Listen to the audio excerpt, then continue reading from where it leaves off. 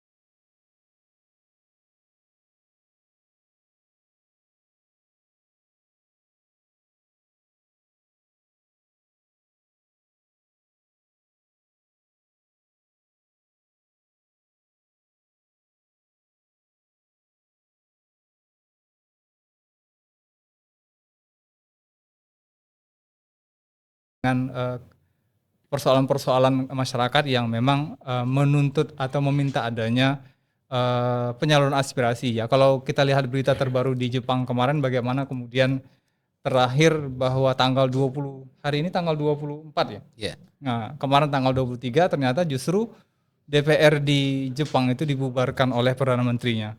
Namanya siapa saya kurang hafal tapi cewek Perdana Menterinya. Kita tidak membahas tentang hal itu secara spesifik tapi lebih kepada mewakili ya keresahan dari masyarakat khususnya sahabat podcaster di luar sana untuk kemudian bincang-bincang. Nah, kebetulan karena ini live, kami juga mengundang sahabat podcaster di luar sana kalau ada pertanyaan atau hal-hal yang kira-kira mungkin belum tersampaikan, mungkin melalui momen live ini kita minta sahabat podcaster bisa langsung bertanya. Insya Allah nanti Ustadz kalau memang berkenan bisa menjawab pertanyaan. Kalau seandainya juga nggak berkenan, nggak ada masalah Ustadz ya untuk Insyaallah, menjawab pertanyaan-pertanyaan dari sahabat podcaster yang ada di luar sana. Baik Ustadz, jadi terbiasa dengan Ustadz nih, tapi nggak apa-apa ya. Memang penyebutannya seperti ya Ustadz ya. ya di masyarakat Medan itu ada dua sebutan yang familiar untuk saya. Pertama sebagai salah seorang ustadz dari sekian banyak ustadz di Sumatera Utara khususnya Kota Medan. Yang kedua panggilan seorang anggota DPR ya sering juga dipanggil Bapak gitu. Ya, Bapak. Dua panggilan itu yang melekat ya. Melekat ya. Baik. Oke, nanti mungkin sesekali saya terpanggil Ustadz atau Bapak, harap dimaklumi. Ya. Baik, Ustadz, ini pertanyaan terkait dengan tema kita hari ini. Kira-kira ya, apa komentar Ustadz terkait dengan pertanyaan emang DPR kerja gitu? Pertanyaannya muncul dari masyarakat. Ya, memang dari pertanyaan yang singkat itu memang cukup menggelitik ya. Ya, mungkin masyarakat Ya sebagian ada yang belum merasakan apa sih kerja DPR. Betul, Kami betul. kok nggak nampak apa hasilnya gitu. Benar, benar. Ya jawabannya tentu kerja dong. Kalau Oke. DPR tidak kerja ya mungkin kabupaten kota se-Indonesia khususnya Kota Medan yang nggak seperti sekarang gitu. Karena Iya, iya, iya. kerja DPR itu yang paling menonjol 3. Pertama penganggaran. Heeh. Semua pajak rakyat ya, kemudian dana yang dihimpun oleh pemerintah itu dimasukkan dalam kas daerah, itu kami yang menganggarkan kemana saja Alokasinya peruntukannya, ya. alokasinya. Oke. Ya, itu yang pertama. Yang kedua, pengawasan. Anggaran yang sudah kami sahkan apakah memang sesuai dengan usulan masyarakat selama ini pembangunannya kemana saja. Kemudian yang ketiga adalah pembuatan perda. Sehingga aturan hukum yang sudah ditetapkan dari pusat sampai ke daerah mungkin ada yang belum dirincikan secara detail lah. Maka kami keluarkan namanya perda. Oleh wali kota juga keluarkan namanya perwal. Jadi itulah rincian dari peraturan di atasnya mungkin belum secara detail dijelaskan atau memang belum ada sama sekali. Nah, itu ada muatan lokal kita buat itu tertuang dalam perda atau dalam perwal. Itu yang membahasnya adalah anggota DPR bersama kepala daerah setempat. Baik, baik. Nah, saat ini ada berapa fraksi di DPRD Kota Medan? Ada 9 9. fraksi. Komisinya jumlahnya? Komisi ada 4. Ada 4 komisi. Ya, 4 komisi. Mungkin butuh dijelaskan ke kita juga nih biar kita teredukasi. Ya, 50 orang anggota DPRD Medan itu ada 9 fraksi. Fraksi. Ya, yang pertama adalah PDIP, mereka mendapatkan ada 9 kursi. Oke. Yang kedua adalah PKS, ya termasuk saya, itu kami ada 8 kursi. Yang ketiga adalah Gerindra, mereka 6 kursi. Golkar 6 kursi, kemudian Demokrat ada 4 kursi. Nasdem 5 kursi. PSI 4 kursi. Ada fraksi PAN dan Hanura, mereka ada masing-masing 2 kursi. Kemudian PKB dengan ada satu partai lagi, mereka juga ada 4, masing-masing 2 kursi. Jadi jumlah semua ada 9 kursi. 9 kursi dengan total 9 fraksi. 9 fraksi dengan 50 anggota dewan. Anggota dewannya. Baik, jadi kalau tadi PSI masuk dalam daftar ini? Ya, mereka udah dulunya tahun lalu cuma 2 orang, sekarang sudah berdiri 1 fraksi. Oh, Udah 4 orang. Dia minimal 4 orang 1 fraksi. 1 fraksi 4 orang ya. Baik, kita bertanya kembali nih. Ya. Selama menjabat sebagai fraksi di PKS, ya bagian dari anggota dewan dan mewakili ketua gitu kan. Ya. Kira-kira kebijakannya yang sudah dilakukan dan apa saja kebijakan yang kira-kira mewakili dari aspirasi masyarakat, dari konstituennya Ustadz sendirilah sebagai bagian dari Partai Keadilan Sejahtera. Ya baik, ini pertanyaan yang menarik ya. Mungkin sebagian dari pertanyaan masyarakat dalam judul tadi emang DPR kerja gitu kan. Jadi kalau kita rinci memang cukup banyak ya apa yang sudah dilakukan oleh anggota DPR. Itu dalam buku APBD itu tebalnya itu segini lebih kurangnya kan. Tapi kalau saya rincikan secara singkat, ya itu tadi ya penganggaran, pengawasan, kemudian pembentukan perda. Jadi yang paling menonjol yang sudah kami sahkan kepentingan masyarakat itu ada 4. Oke. Pertama terkait infrastruktur, ya membenahi jalan, kemudian drainase, kemudian juga lampu penerang jalan yang dulu-dulunya itu banyak rusak. Alhamdulillah sekarang sudah banyak yang diperbaiki walaupun belum tuntas semua karena ada tahapan-tahapannya. Yang kedua terkait kesehatan, nah ini yang unik ini. Oke. Barangkali di Indonesia terkait kesehatan yang sudah gratis itu tidak banyak. Yang pertama mungkin Aceh, yang kedua Banten, yang ketiga Medan. Bahkan menurut saya satu-satunya kota di Indonesia yang pertama seluruh warganya sudah ditanggung biaya berobatnya oleh APBD itu Medan. Dan kita dari PKS itu paling terdepan. Saya masih ingat betul karena finalisasi pengesahan APBD waktu itu 2014 yang lalu langsung saya yang pimpin. Itu bulan 9 disahkan di bulan Desember 1 Desember 2022 ini saya ralat ya.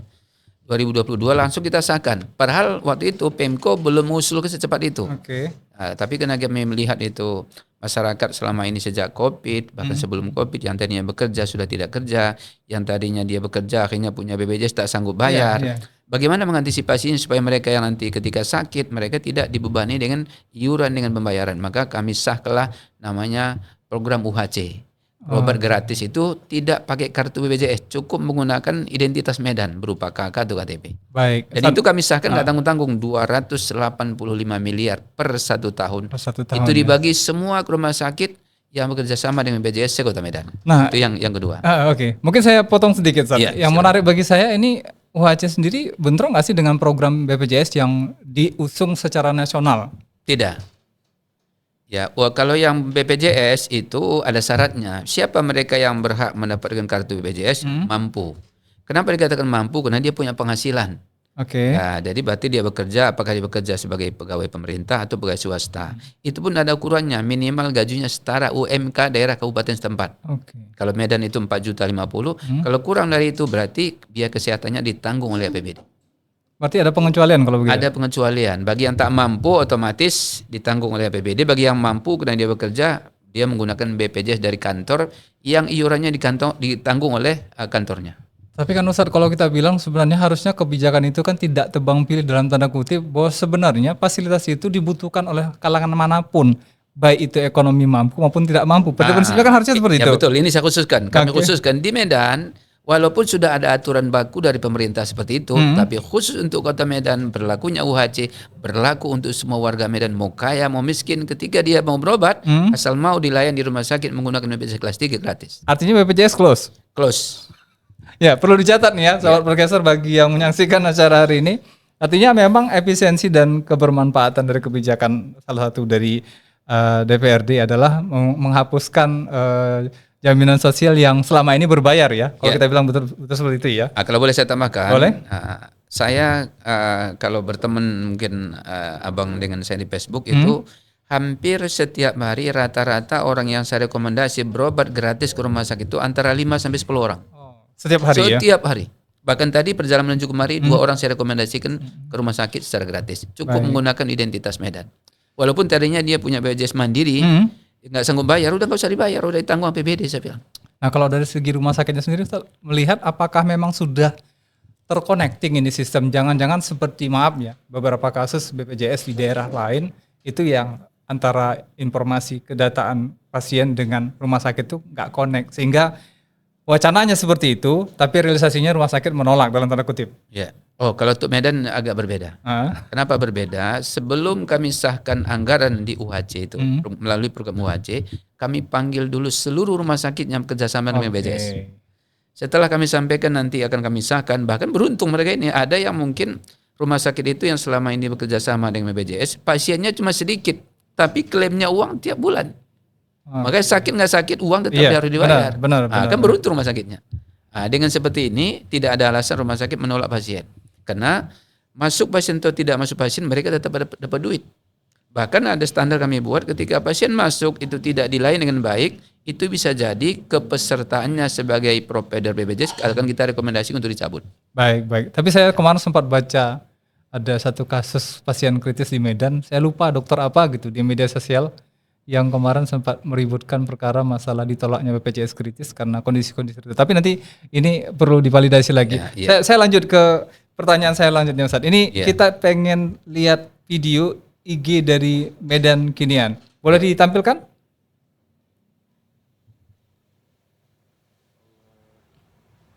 Siti, ikut abang aja kerja sama abang mau berdua.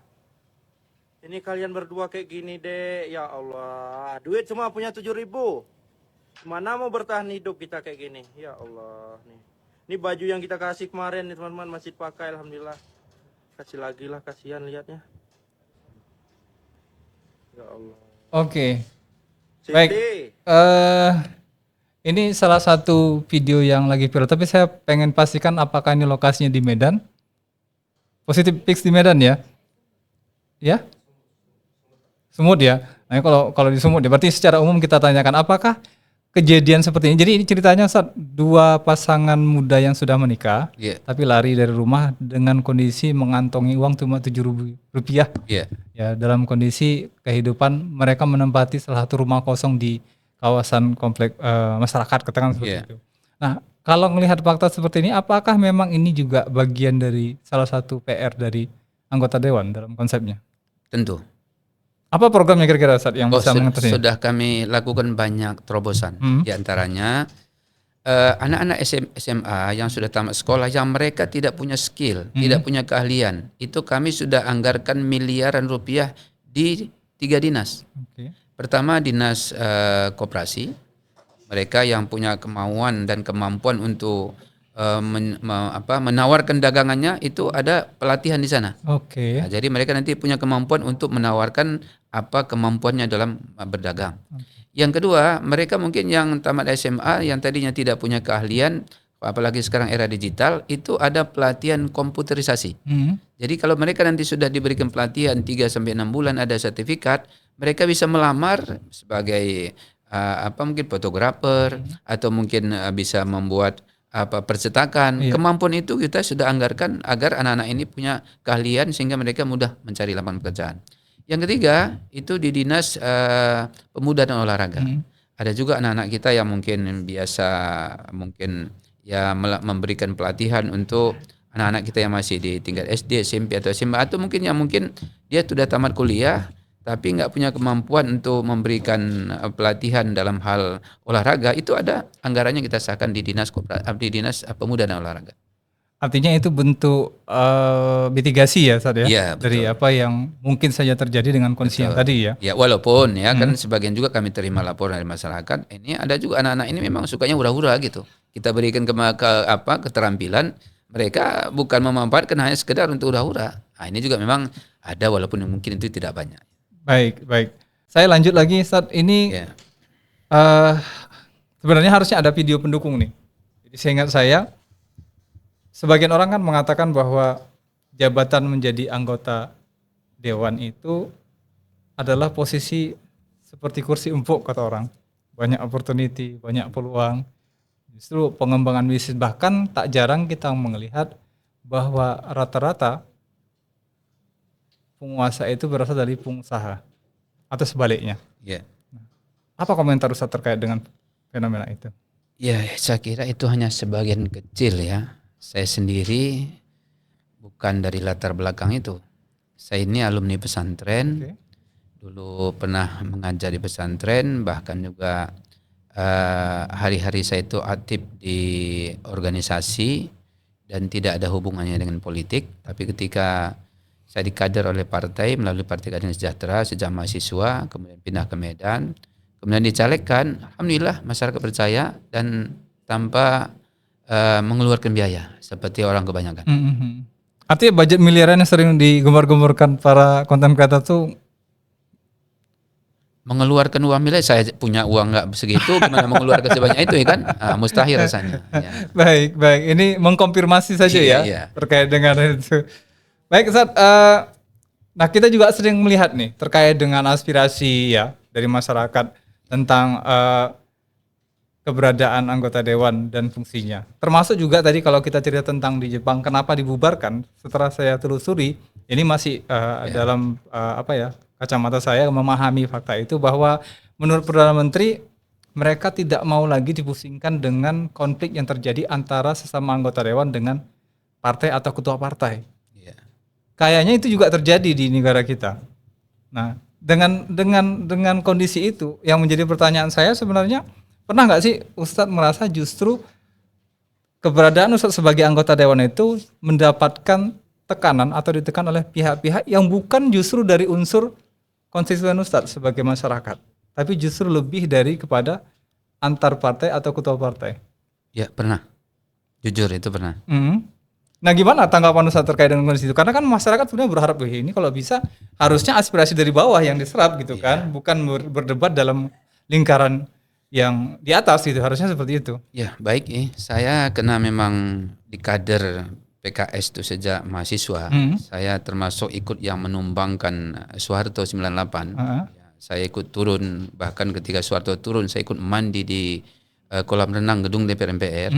Saya diajarkan dulu saya aktif di KAMI, Kesatuan Asasi Manusia Muslim Indonesia, kemudian bergabung dengan PKS. Kami selalu diingatkan itu ketika berjuang untuk masyarakat itu menjadi prioritas utama. Apapun usulan masyarakat, sekalipun kita ditekan, diintimidasi, kalau itu bertentangan dengan keinginan masyarakat, harus selalu berpihak ke masyarakat. Bahkan saya pernah mau dibunuh. Ya, ketika pulang ngisi pengajian di Brayan itu di Kelurahan Medan Brand Kota, Kecamatan Medan Barat. Itu ketika ada seseorang yang saya kritisi di Dinas Pendidikan Kota Medan. Itu periode pertama saya menjadi anggota DPR. Karena saya lihat kebijakan itu tidak berpihak pada pendidikan, saya kritisi. Akhirnya saya ditelepon. Hei segala masih mau hidup kau, katanya. Saya jawab, hidup mati saya itu bukan Anda yang menentukan. Ya saya kena asli orang Batak kan keluar gaya aslinya. Kamu tahu nggak kamu teleponnya siapa? Ini Sagala, saya bilang. Dan saya ini seorang ustadz. Ya siap-siap. Saya bacakan ayat 2 baris kamu pingsan. Nah itu sebenarnya ngemop. Ya, kan? Karena yang nelpon saya juga ngemop. Akhirnya ketika dia katakan bahwa dia tidak setuju dengan kritikan saya, tapi saya sampaikan kalau Bapak mau ingin membangun pendidikan, memajukan Medan, inilah saatnya kita harus kerjasama, bukan malah Bapak mengkritisi yang tidak baik terhadap kebijakan yang saya sampaikan kepada dinas. Harusnya Bapak mendukung saya, itu namanya kita sama-sama bekerja untuk memajukan pendidikan Kota Medan. Tapi alhamdulillah kritikan saya berefek dan diterima. Dan akhirnya kebijakan yang tadi yang kita usulkan dan saya waktu itu menjadi ketua Komisi B, sekarang sudah berubah nama menjadi Komisi 2, diterima oleh kawan-kawan DPRD dan disahkan menjadi salah satu usulan kami untuk disahkan melalui rapat paripurna DPRD Medan. Baik, tapi kalau boleh jujur ada nggak sih sebetulnya problem di internal yang itu sifatnya lebih kepada ya namanya juga partai ya. Ya. Artinya karena kan kita kesannya nih diarahkan bagaimana kemudian seseorang itu diwakili hanya melalui perahu partai. Yang ingin saya perlu tegaskan lagi, pengen jawaban tegas dari Ustadz, apakah pernah mengalami kondisi justru di internal, di internal partai yang kemudian itu justru agak bertolak belakang dengan aspirasi masyarakat? Oh itu tidak terjadi di PKS. Ya kalau di PKS itu selalu segala keputusan tidak bisa diambil secara pribadi, itu melalui musyawarah. Jadi ketika rapat itu diberikan argumen, mana pendapat yang dianggap paling relevan, itulah menjadi keputusan musyawarah. Kalau sudah menjadi keputusan musyawarah, jadi tidak ada pendapat pribadi. Itulah yang nanti akan disuarakan di gedung DPR. Baik. Oke, kita lanjut nih ke pertanyaan selanjutnya. Ini games ya, pernah atau tidak pertanyaannya. Saat kita pengen tanya, pernah atau tidak bahwa ketika saat reses, kalau lewat jalan berlubang, ikut ngomel-ngomel dalam hati dan langsung telepon dinas PU? Pernah ya? Pernah. Baik. Pernah atau tidak terjebak macet di Medan, terus refleks mau klakson panjang dan hidupin serining tapi ingat, saya kan wakil ketua DPRD, harus sabar. Tidak pernah. Nggak pernah ya? Tidak pernah. Pernah atau tidak diam-diam googling singkatan atau istilah anak muda zaman now seperti FJP, FOMO, skena pas lagi rapat bareng staf milenial biar kelihatan nyambung? Nggak pernah. Nggak pernah ya? Oke, ada yang mau ditampilkan mungkin dari video selanjutnya atau kita coba bacakan pertanyaan tadi, boleh silakan ditampilkan. Daya, baik, dari kawan Rehat ada pertanyaan. Undang-undang tentang DPR digugat ke MK agar warga bisa usulkan pemberhentian anggota dewan. Mungkinkah itu dikabulkan, Pak? Nah, pertanyaannya. Seperti yang terjadi di Jepang dan juga Thailand, DPRD-nya dibubarkan begitu saja. Berarti memang bisa kan itu dilakukan? Ini pertanyaan. Boleh dikomentari, Ustaz? Silakan. Ya, untuk negara kita sepertinya tidak memungkinkan. Karena yang berhak membubarkan DPR itu adalah pemerintah.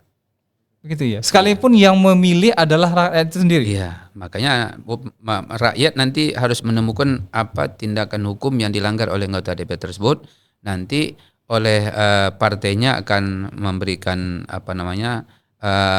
pendidikan. Kalau setelah diberikan pendidikan juga berubah, bisa di-PAW. Oke, berarti polanya masih dengan pola yang lama, Ustaz ya? Iya. Kalau memang mau berubah, undang-undangnya dirubah. Itu bukan kapasitas kami sebagai anggota DPRD, itu DPRD pusat, DPRD RI. Baik, tapi memang intinya kembali ke lingkaran itu juga ya, kalau kita bilang. Baik, kita pengen tanya lagi ini terkait dengan, boleh kita pengen tampilkan sesi nomor 6. Baik, ini kondisinya adalah persoalan yang terbaru nih, Ustaz, terkait dengan SPPG ya versus gaji guru honorer ya, terkait dengan program makan siang bergizi. Ya, MBG. MBG ya. Ya.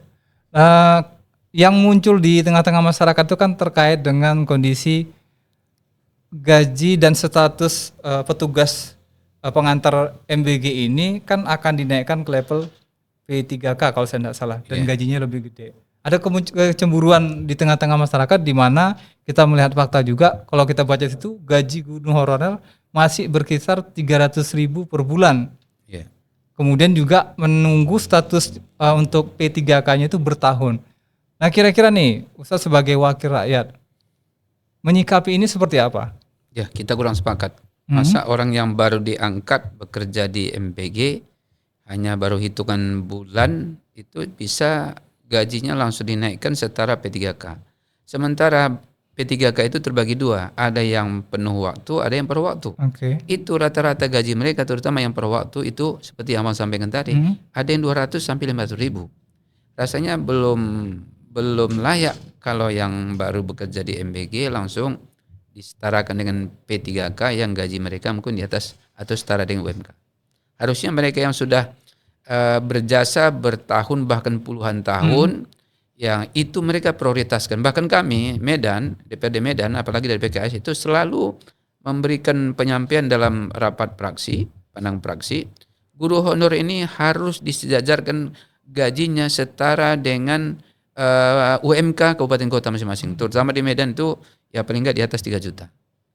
Jangan sampai dia di bawah itu. Langkah real yang akan dilakukan apa kira-kira dalam bentuk penolakan terhadap apa yang menjadi keputusan di atas? Jadi kami sudah melakukan beberapa langkah, diantaranya setiap pembahasan APBD itu gaji honor untuk guru itu selalu kami naikkan. Setiap rapat APBD. Yang dulunya itu mereka cuma dapat awalnya itu 150, itu kami naikkan berdasarkan klaster dulu. Yang sudah kerja 2 tahun itu 600. Yang sudah di atas 4 tahun 800. Di atas 6 tahun itu 1 juta. Itu kita buat kenaikannya seperti itu. Ya walaupun perjuangnya cukup alot di kawan-kawan, tapi alhamdulillah hasil lobby kita kawan-kawan pada setuju. Nah, untuk kondisi yang saat ini kan kebijakan dari pusat kalau saya tidak salah. Ya. Kira-kira gimana cara kami sudah melakukan rapat, ya khususnya kami unsur pimpinan membuat surat rekomendasi. Minimal Medan dulu dimulai. Guru honorer di Medan disetarakan gajinya setara dengan UMK di Kota Medan. Dan APBD kita sanggup. Itu ya ketentuannya ya. Artinya kalaupun pusat nggak support, walaupun kondisi sekarang efisiensi, Medan sanggup. Iya. Karena begini ya, gaji guru itu yang bayar APBD. SK-nya dari pusat. Jadi kalau ditanya oleh pusat, APBD sanggup nggak? Sangat sanggup. Bahkan kami sudah tanda tangan. Kalau itu setuju, kita siapkan gajinya setara dengan UMK. Baik. Ini sudah terjawab ya. Mudah-mudahan nanti waktu saat ketok palu hasil yang disampaikan dari Ustadz ini betul-betul menjadi sebuah realisasi ya. Ya, mudah-mudahan doakan yang lain juga sepakat, jangan cuma kami aja sepakat, karena kami dari 50 orang anggota DPR, PKS cuma 8 di situ. Masih minoritas. Baik. Ya Ustadz, menyambung dari fakta tadi kan kita melihat juga bahwa saat ini kan kebijakannya lebih kepada perkara masalah perut. Ya. Program MBG. Betul. Nah, sementara kan kalau kita melihat dalam pembukaan Undang-Undang Dasar tentang tujuan pendidikan nasional adalah mencerdaskan kehidupan bangsa. Ya. Ada komentar terkait dengan hal itu? Ya, kita setuju ya, pemerintah menganggarkan sejumlah uang bahkan miliaran untuk MPG agar anak-anak kita terutama di pedesaan yang tadinya berangkat sekolah mungkin tidak dapat sarapan, sehingga ketika mereka diberikan MPG mereka dapat gizi yang cukup, nanti mereka bisa menyerap ilmu dengan baik, bagus. Tapi ya kita juga harus memastikan makanan itu betul-betul tidak hanya sekedar menggugurkan penyediaan, tapi harus dipastikan ahli gizinya itu memang memenuhi standar memenuhi standar, sehingga tidak seperti berita yang selama ini kita dengar, habis makan malah mereka pingsan, bahkan ada yang masuk rumah sakit. Keracunan ya? Keracunan itu jangan sampai terjadi. Apalagi itu anggarannya cukup fantastis. Kenapa tidak diberikan dalam bentuk lain, walaupun MBG juga tetap dirawat, dipelihara, tapi ya prioritas kepada guru honor tadi ini, kenapa nggak di-sweetkan berapa persen dialihkan ke guru honor? Ya karena kita lihat faktanya justru anggaran untuk pendidikan itu kan dipotong saat diarahkan ke MBG tadi. Iya. Tapi untuk Medan ini agak spesial. Jadi kita sudah memenuhi standar APBD. Jadi amanat undang-undang itu APBD kabupaten kota khususnya Medan itu 20% harus dianggarkan untuk pendidikan. Kami sudah memenuhi itu. Baik. Sorry, saya bacakan dari Chandra Bayu Lesmana. pengemis menjadi raja, mungkin itu lebih cocok untuk setiap kebanyakan anggota dewan di negara ini. Kenyataannya setelah terpilih lupa akan janji-janjinya. Padahal seharusnya anggota dewan itu kan pelayan.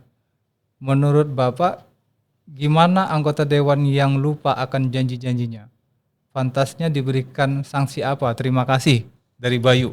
Ya, baik. Saya sepakat ya, kalau ada anggota dewan ketika dia butuh suara dia turun ke masyarakat, dirayu masyarakat itu dengan berbagai cara. Nah, tapi ketika duduk malah aspirasi masyarakat tidak ditampung, tidak diperjuangkan, ini biasanya dia kena sanksi sosial itu. Paling tidak berikutnya dia tidak terpilih.